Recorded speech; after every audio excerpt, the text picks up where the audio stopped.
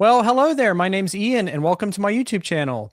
Today, I'm joined by my good friend Jonathan Cornell from Immersive Audio Album, and we're going to talk about this brand new SDE Blu-ray release of Boys and Girls by Bryan Ferry, lead singer of Roxy Music. We're going to talk briefly about the history of Roxy Music and Bryan Ferry albums in surround sound and Atmos formats. We're going to be comparing the new 2025 Dolby Atmos mix to the 5.1 mix, which is about 20 years old now, as well as the original 1985 stereo mix. So, Jonathan, I'll turn the floor over to you. Let's talk about the history of Bryan Ferry and Roxy Music albums in surround sound.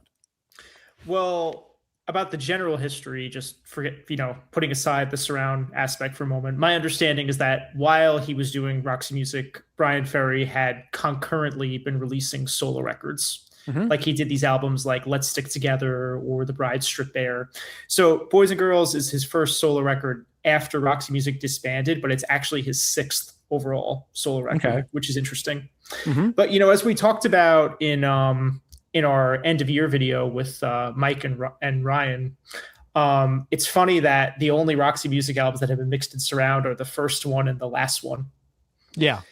So we originally, as you probably talked about when you reviewed Avalon earlier last year now, there was a 5.1 mix that was done by Bob Clearmountain in the early 2000s. I think it was done in 2003.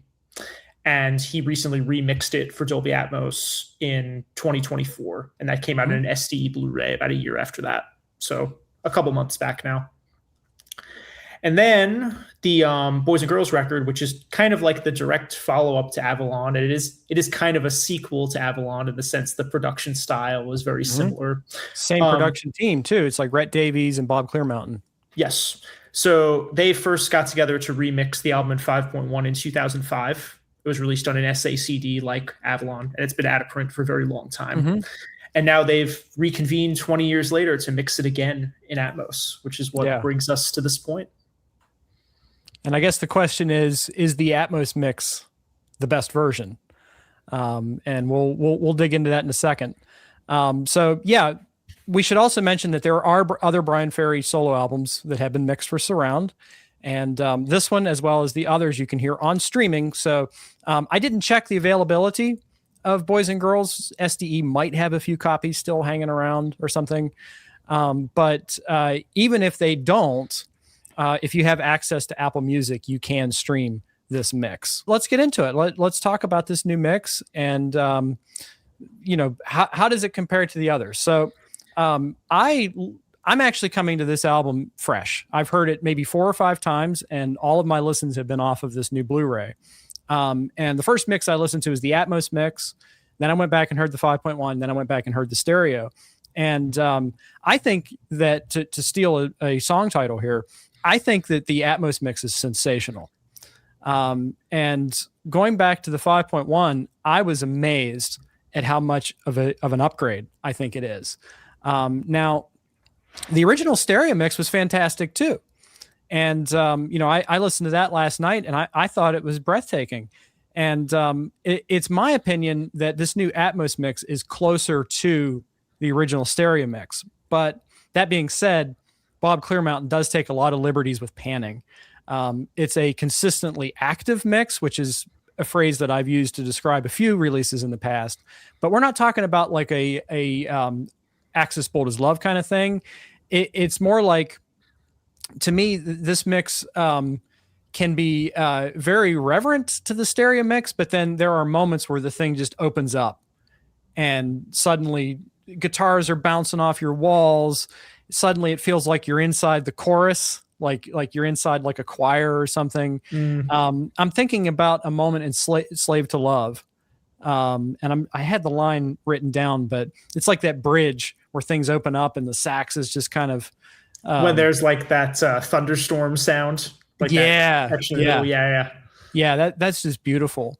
And I found the tonality of this new mix, again, to be much more in keeping with the original mix. Whereas I was surprised in listening to the 5.1 mix, and I think you were kind of saying this too, that it is a little bit bright and it is a little bit compressed to my ears. Well, I always thought, a couple years ago when I collected the SACDs of Avalon and Boys and Girls, I always thought like the Boys and Girls mix was a bit of a come down from Avalon. Like the Avalon SACD for a long time was like one of those reference things I would put on. Like it'll sound good on any system. Basically perfect tonality.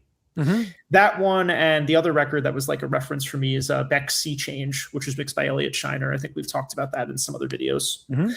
So going into Boys and Girls, yeah, it's got a bit of that like early 2000s, like loudness war kind of sound. You're talking about the 5.1 mix. The 5.1 mix. It's not like horribly brick walled, but it sounds like some of the like denser passages, it's a little bit fatiguing to listen to. Yeah. Yep. It's also just a very dense record. Yeah. I mean, what a perfect record for a surround mix, because it's one of those records that just like it sounds expensive. Like it sounds like it sounds like they spent a lot of time making this record. And you know, I did a little bit of research into the background, and like it was recorded at different studios.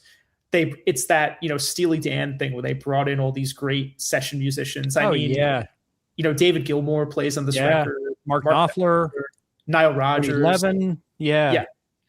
I mean, it's like great musicians. Just an insane cast of players on this album. Yeah. And one of the fun things to do when you're listening to the Atmos mix or the 5.1 is just count all the guitar parts in any given song. Because like in a track like, I don't know, Don't Stop the Dance, like there's at least 4 guitars going. Yeah, and it makes me wonder, because I don't know which tracks are Gilmour, which tracks are Nile Rodgers, which tracks are Mark Knopfler. But if you're familiar with those artists' work, you can kind of tell. Like there's, I can't remember what song it was now, but there are certain solos that it's like, oh yeah, that sounds like Dave Gilmour. Well, this is cheating, but I think if you go on like the Wikipedia page, they'll tell you who played on. Oh, really? Yeah. Oh, really? Okay, I should have done my research better. As far as I'm aware, the track that's like the big Gilmour showcase is Windswept. There's that big solo in the middle, and I think you could have kind of guessed that. Oh yes. I think I said in my notes here, I'm being an old man again. Probably Gilmour on the solo on Windswept, so I caught that too. But I like what you said about this album being dense, because I feel like this is one of those records that it's deceptively simple. Like you could put this on in the background and enjoy it on that level. But then when you put the immersive mix on and sit down and just really absorb it, suddenly there's all these little tasty things floating around the room, and you realize just how well this thing's put together. I wanted to comment on the drum sounds. Like this is another album just like Avalon, and it's the same drummer. It's Andy Newmark, who worked with like Pink Floyd on the Final Cut. And, his like session credits are insane. Yeah. Guys. Like he played on like some Carly Simon albums in the 70s. He's played on like everything, that guy. Yeah. But just the way his drums are captured sounds so huge. And I think I even made a comment, you know, I've talked before about how, you know, I have a smaller system. I have a 5.1.2 system, but this is one of those mixes that makes it sound like I have extra speakers that I don't have. Because I can feel spatially, I can feel things coming in through the sides or through the tops in the back, or you know, kind of at ear level. And you know, that's a remarkable thing. Well, to your point about the drums, one of the things I appreciated about the Atmos mix is that one thing I historically haven't loved about some of Bob Clearmountain's mixes is he'll put all the drums in the center channel, which can sometimes sound like a little bit jarring. But in this one, it feels like the drums are pretty evenly spread across the front 3 speakers. And though there is a lot of discrete content in the center channel, like a lot of the bass seems to be in the center. Definitely most of the lead vocal is in the center. Yeah. And I think, you know, to your point about the album being deceptively complex, I think part of what makes it sound so big is that there's so much like reverb and delay on it. Yeah. Especially you can hear it because the reverbs are often panned to different places than the instrument in the surround mix. Like on a song like The Chosen One, like the vocal is like, it's like the, you know, the voice of God. Like Yeah. I was like, what is going on with this vocal? Like what did he do? Or is that a natural performance that's being aided by effects? But like the way it sits in the mix is just beautiful. And yeah, you are getting reverb and stuff bouncing off the back of the walls. So I think like the mix itself is actually like pretty static. There are a couple parts where things move around. Like at the end of Don't Stop the Dance, the sax does go around the room, which I thought was fun. And it doesn't do that in the 5-1 mix. That's right. But it's like the instruments tend to be very discreetly placed, guitars in the sides, sax in the center channel. But when you have like the delays sort of moving around, it gives the whole thing this sort of like fluidity. Yeah. And it helps it feel more cohesive. Yes. One of the things that struck me going back to the 5-1 mix after listening to this version is it felt like a little disjointed in places. Yeah. Like almost a little too discreet. I mean, I don't want to I don't want to be overly critical because I still think it's a good mix. Like I still think it's better than a lot of 5-1 mixes that were done in the early 2000s. Sure. But you listen to this version, it's like it feels like kind of all the instruments are like glued together a little more. I think there was more bass in the 5-1 mix than there was in the original, but there's even more bass in the Atmos mix. Yeah. But it's not like boomy, like it's precise. Yeah, exactly. Yeah, I feel that way about the whole record. Like it feels very controlled. And yeah, I like what you said about the mix feeling stagnant because then you do have these little discrete little moments that pop out and it feels like they're just like, sticking out from different corners of your room. And you might hear like a little sax part or like a keyboard pad. I love what's done with the vocals. I mean, the backing vocals mixed with the lead vocals. It's hard to say, like find new ways to say that this is an incredible mix. But it's like, I struggle to describe this record. And the first couple of times I heard it, it's like, man, what is going on? Like, how do I even approach this? It's similar to Avalon, but not exactly. No. It's more like, to me, I feel like this is like if David Byrne did Avalon. Interesting. And maybe that's just a me thing, but it feels like it's got just a little bit more grit to it, a little bit more energy. Yeah, like I always thought, like it feels like it's from the same. It's like it takes place like in the same world as Avalon, or the same evening. Yeah, but I agree. Like it's got a little more funk, like a little more power. Avalon is maybe a little more accessible than this. Yeah, I would say so. But yeah, I mean, this is definitely like there's a little more punch to it, a little more power. Yeah, a little more drive, but or energy or something. But yeah, I would say that, and I know we're kind of drifting off topic a little bit, but I would say that there might be a couple of songs that I like better on Avalon. Check my disc here. Take a Chance with Me. My favorite track on Avalon. That's my favorite track on Avalon. But overall, maybe this one's more consistent for me, especially as you get deeper into it. And I think we should also discuss the final track, the title track, because that might be the biggest treat for Atmos. Yeah, it's almost kind of like an ambient piece, right? Yeah. And ironically, I think that's the one that would fit best with Avalon, but just what Clear Mountain's able to do with some of the placement on that is really engaging and immersive and beautiful. Here's some of my notes. What more could you possibly want from a surround mix? It's a cornucopia of wonderfulness, dark late night vibes, saxes echo all over the place. See, that's perfect. I mean, maybe I would have wanted like a little more happening in the height speakers. That's just kind of a Clear Mountain style thing. Like the heights in his mixes are used more to kind of give like a ambience, create atmosphere. Yeah. Sometimes he'll put effects in them, like that thunderstorm was a perfect use of it. But as opposed to you listen to some of Steven Wilson's mixes and like there's guitar solos coming out of the ceiling. Like I tend to like that kind of thing a little bit more. Yeah, sure. And I would say he's, gotten more liberal with that with each mix. Like on one of the other Bryan Ferry records on streaming, there's a song where the backing vocals come out of the height speakers. It's called Gemini Moon. That song, it's on the, it's called Mamuna, that record. It's from the mid 90s. Mm-hmm. So it is worth mentioning the other records on streaming are Bet Noir, which is the next album after Boys and Girls from 1987. Taxi, Mamuna, and then there's one called Dylan-esque from 2007, which is a series of Bob Dylan covers. Yeah. And his latest record, Loose Talk, also has an Atmos mix. And prior to Avalon coming out on Blu-ray, there was also a like retrospective collection that was on streaming services, and they did an SDE Blu-ray of it that had, I think it was something like 30 songs from across his whole catalog. Really? And so it's got a couple of tracks from Boys and Girls, like it has Don't Stop the Dance and Windswept, I think are the two. Oh, and it's got Slave to Love. So it's got those three. And I think the mixes are the same. Maybe they were like slightly updated for this new Blu-ray, but like the general placement of elements is the same. Also worth mentioning, there's another record called Frantic that came out in the early 2000s that had a 5:1 mix by Clear Mountain. It was released on SACD and DVD-A. Not a bad record. It's a mix of originals and covers, kind of like the early 70s stuff, like Let's Stick Together. Yeah.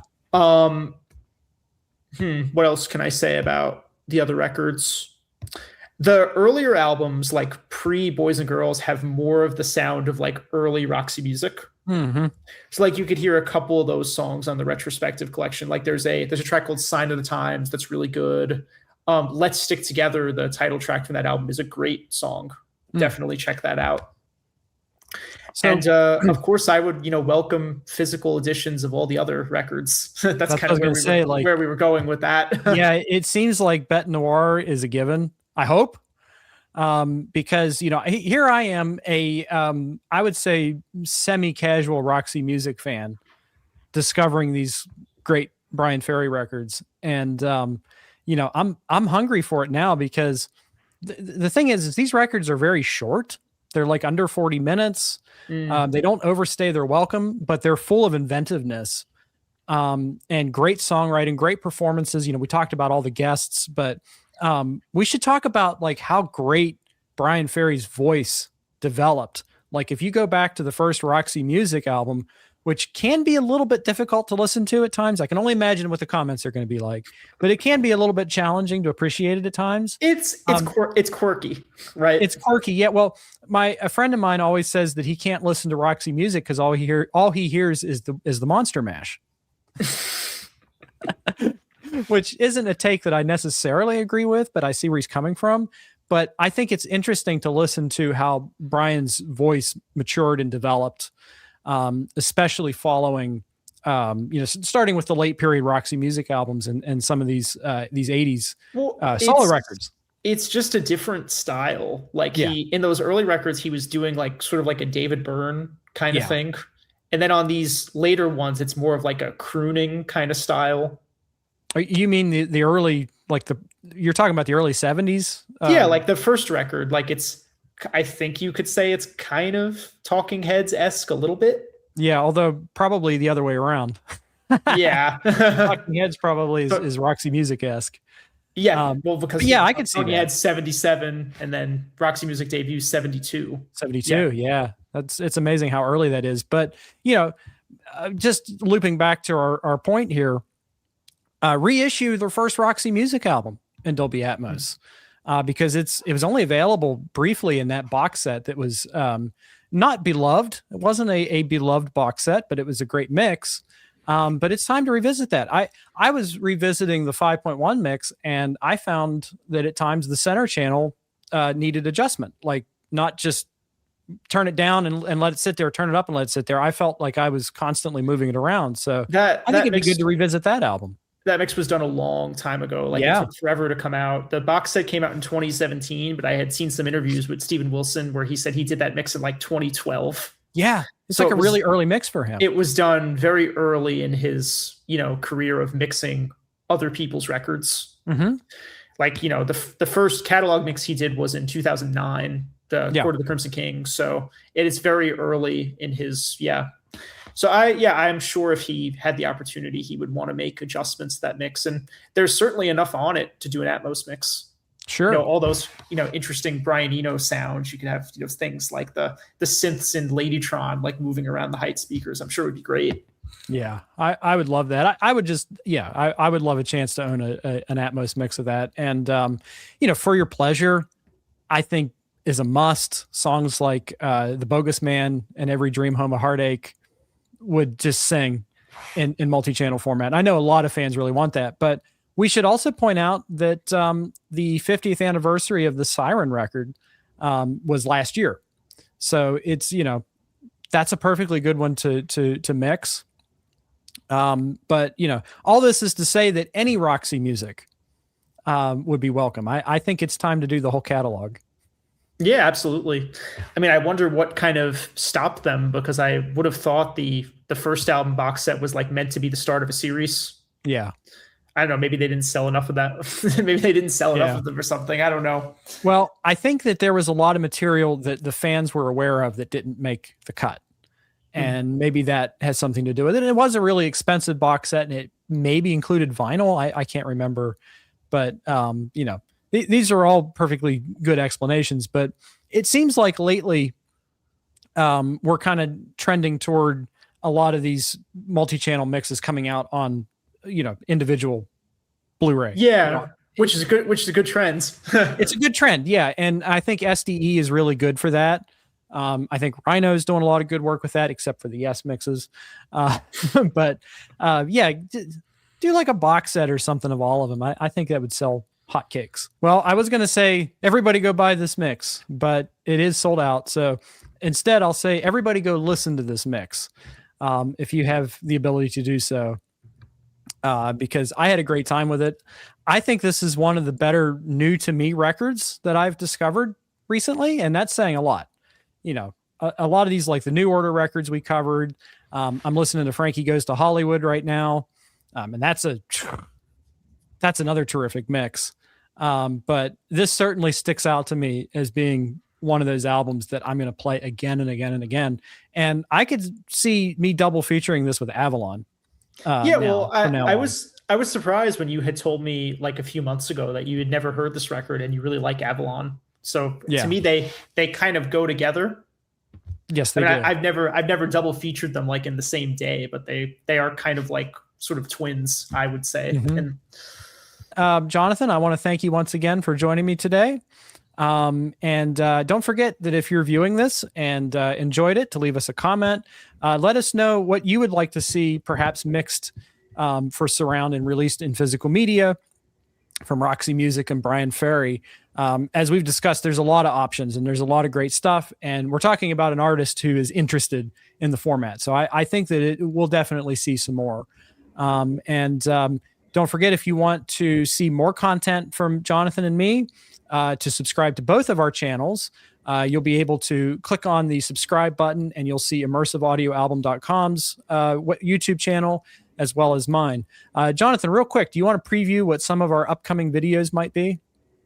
Yeah, so I think Frankie is one we're probably going to end up doing. That's going to be a long review. Topographic, when it comes out, I think that's going to be a fun one. We've been talking for a while about sort of like, going beyond just talking about albums and like, what does it really take to set up a surround setup? I want to do that. Is it really as difficult as some people claim? It's not. It's not. Yeah. It's really not. What else is in the pipeline? I feel like this Q1 26 is like pretty slow for new releases, which is maybe not a bad thing because there were a lot of them in Q4 25. Right. Yeah. And I'm thinking it'll be nice to save a little money up because I'm guessing the second half of 26 is going to be crazy, like the second half of 25 was. So I kind of don't mind the chance to rebuild my my cash supply. But I love the idea of doing videos that aren't necessarily reviews, talking about how to set up a system or tips for getting the best sound. I was going to say my first surround system I won at my mom's city picnic, and it was like a $60 Colby system, and I used to watch Attack of the Clones on it. So no matter where you start, it doesn't matter. It just matters that you start. And you can build as you go. But until then, I want to thank you for joining us again, Jonathan. It's been fun as always, and we'll talk real soon. All right. Catch you later, my friend. See ya. See ya.